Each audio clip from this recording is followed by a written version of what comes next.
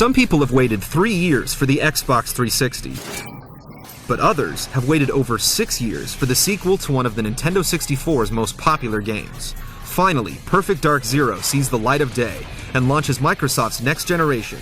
Joanna Dark returns with all of her distinct weapons, solid gameplay, and hot looks that made the original a fan favorite.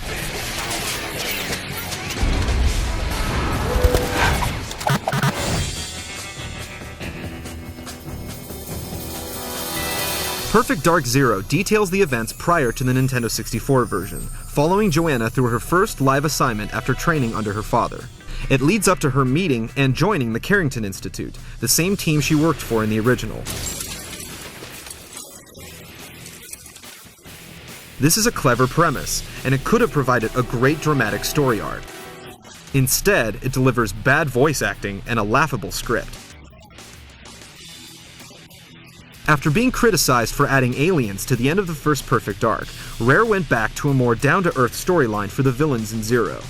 The new bad guy is Zhang Li, the CEO of Datadyne, who digs up an artifact that turns him into a god. Luckily, this isn't a huge part of the story.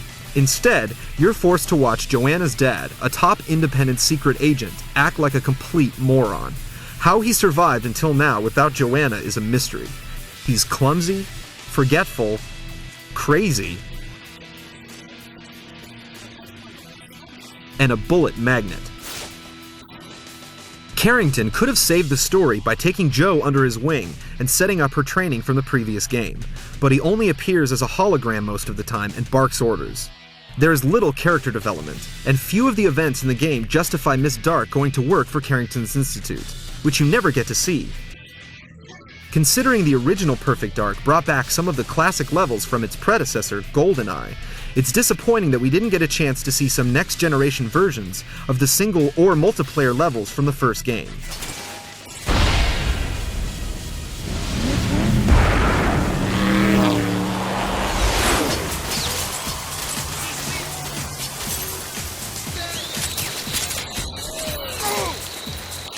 Thankfully, Rare put most of their effort where it counts, into the gameplay. It might take you a while, but once you find your sweet spot in the controls, you won't want to put it down. As you play through the game on harder difficulty settings, mission objectives become more complicated. This means you'll frequently have to visit areas you never knew were there before. This makes the single-player game extremely replayable. As you complete levels with different weapons, you unlock them in your inventory, so you can start levels with whatever you want. This allows you to customize your arsenal, and you'll find yourself replaying levels to try and finish with a specific gun. The familiar weapons from the first Perfect Dark return, as well as their helpful and entertaining secondary fire options. To add to all of this, the entire game can be played cooperative in split screen or over Xbox Live. Each mission provides more than enough objectives for both players to complete. There might be times when you don't see your teammate until the end of the level. In case you get lost in any of Perfect Dark Zero's massive environments, the game offers you waypoints as a guide to your next objective. These appear as a trail of blue arrows on the ground. They're meant to help you, but are really inconsistent. They'll often show up when you don't need them, and disappear when you do. And if the single-player missions get old, you can always hop into the combat arena and battle your buddies, bots, or both. There are plenty of deathmatch games to choose from, like Kill Count, Team Kill Count, Capture the Flag, and Territorial Game, all of which can include bots to spice things up. Then there are Dark Ops games, which are brilliant but don't allow bots for some reason. These include Sabotage, Eradication, Onslaught, and Infection, our personal favorite. Up to 16 people can play, and 2 of them start the match as Infected. Infected are skeletons that spawn with a pistol, and every human they kill turns into one of them. When you're the last human, it can get really scary as the other 15 infected skeletons hunt you down.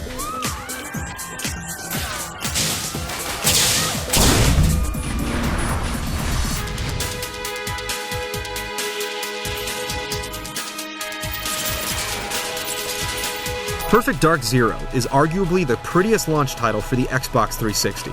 You've never played a console first-person shooter that looks this good. The textures are glossy, the lighting is crisp and beautiful, and the explosion effects are pure eye candy. Some might find the areas a little too shiny, but the visuals are definitely eye-catching, even if you're watching someone else play. The cinemas, on the other hand, are disappointing. They're full of awkward animation, out-of-sync sound effects, and reused character models.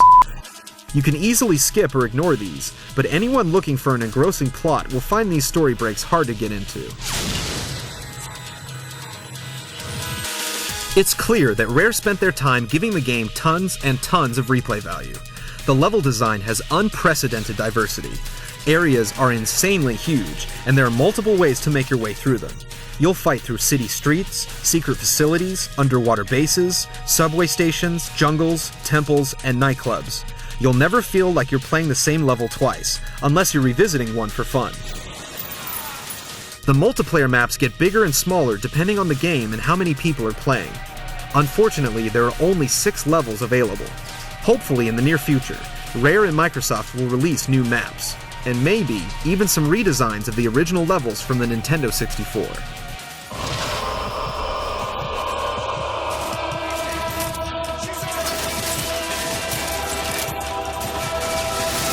Despite the atrocious story and some weak character animations in cinemas, Perfect Dark Zero is a must-buy for anyone with a 360 and a love affair with the original. The game is a blast to play. It features the highest replay value delivered by a first-person shooter in a long time.